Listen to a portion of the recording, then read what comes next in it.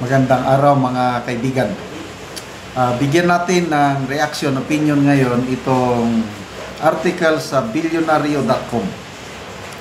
May mga report kasi ang mga bilyonaryo, mga mayaman na politiko ba, contractors, nandyan ang tirahan nila sa Forbes Park. Ito, may agam-agam, natatakot ng mga residente sa Forbes Park, baka lulusubin sila. Mayroong informasyon, lulusubin sila ng mga galit na taong bayan. Ito po, ang Forbes Park residents urge tighter security from Homeowners Association amid mob attack fears over corruption scandal. Tension is rising in Forbes Park as residents of the country's most exclusive enclave brace for possible mob-style attack linked to the corruption firestorm rocking government flood control projects. May naunang article ng bilyonaryo na ang DPWH officials di umano nakabili ng mga properties sa Corinthian Gardens, sa Forbes Park. Then of course, yung mga politikos natin. May mga bahay dyan sa sa Forbes Park. Ay ito, natatakot na sila. Bubbler o informants ng politiko, billionario.com, bubbler nila, source. A bubbler said Forbes Park residents have asked their homeowners association and barangay officials to bolster security after warnings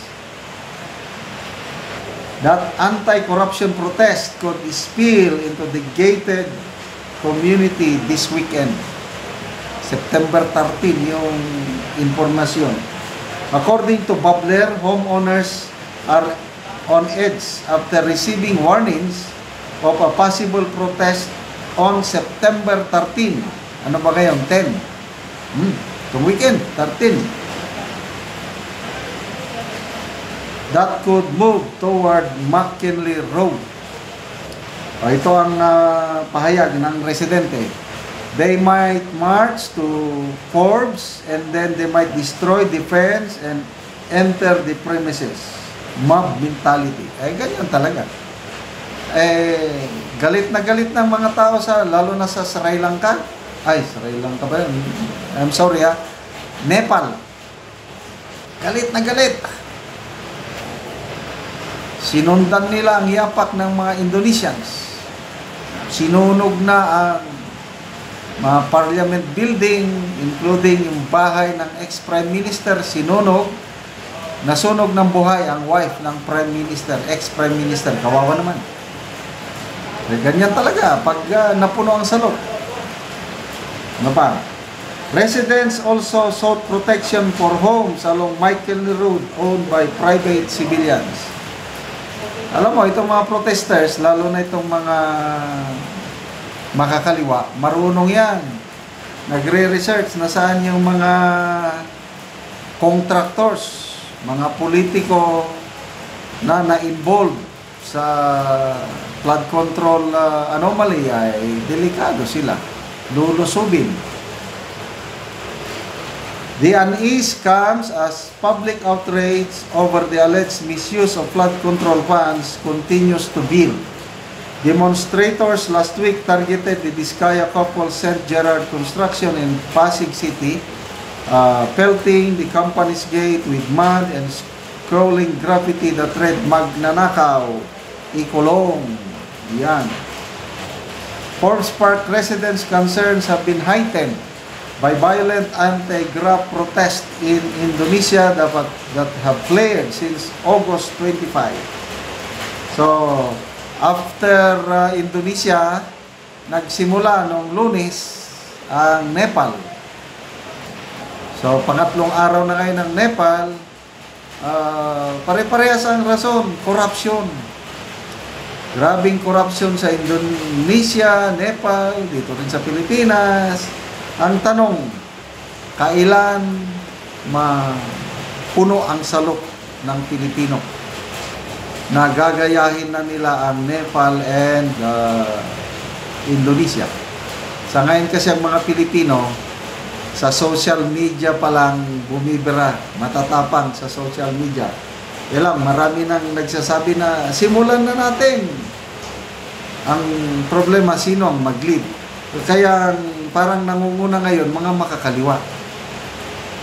At huwag po tayong palinlang sa makakaliwa kasi mga komunista gusto nila talagang ang gobyerno ma-down para sila ang mangulo, sila ang maghari. Huwag tayong padadala.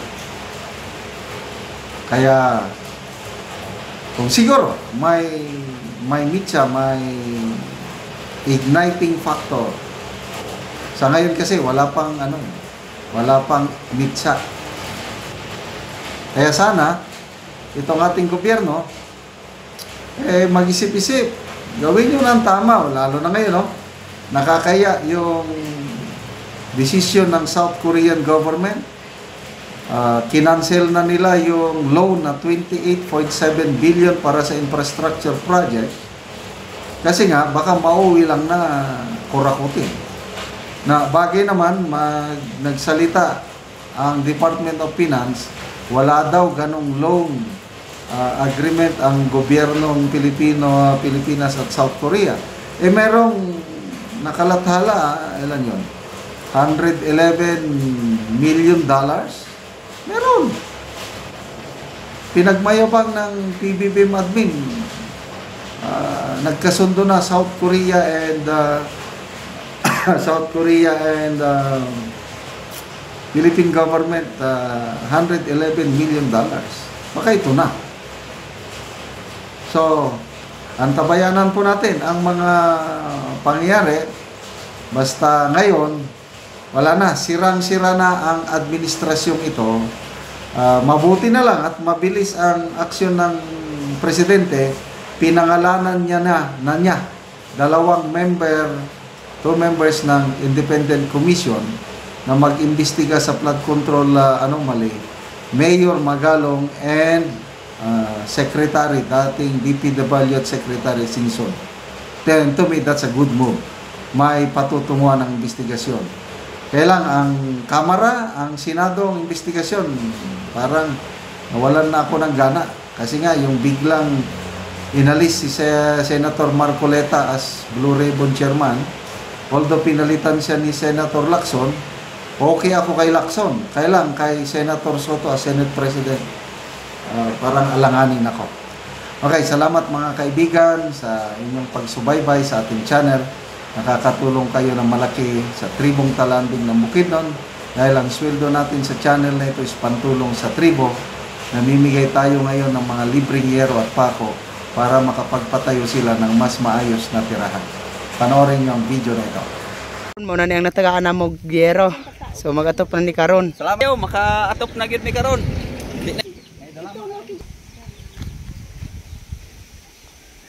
O karon mo na ni ang karaan nga balay sa natagaan na Mugiro. So mo na ni ang iyang atop nga kawayan lang. So karon nagpatindog siya og bag-ong iyang balay. Og moupod ni dayon ang iyang gitukod nga bag-ong balay. So mo ni ang atopan karon sa hiro nga natag sa iyaha.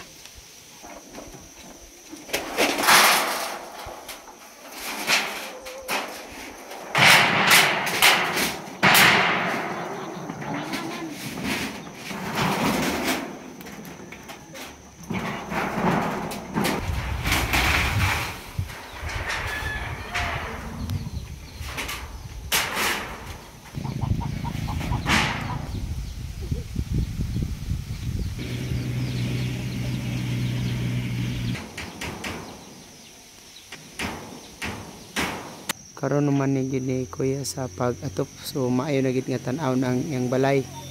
Salamat sa Ginoo kay naa siya gigamit nga tawo nga mo'y maghatag og sin, og salamat pod sa nag-sponsor og sin kay matarong na gyud among abuhan ani kay ang among atop sa abuhan kawan ra gyud kawayan na gaulan na naman. Salamat gyud kaayo sa nagatag og sin. Pila na day ka tuig ya ang imong abuhan nga kawayan lang? Murag 5 na ka tuig. o 5 ga ilis-ilisan ra ba kay di ta pag-afford og sin. Oo. Karon kay naa may nagatag og sin. Salamat kaayo. Oo, salamat kayo ya. Makita nato nga naa na gyud ang sin. Oo. Salamat kayo ya. Okay, salamat.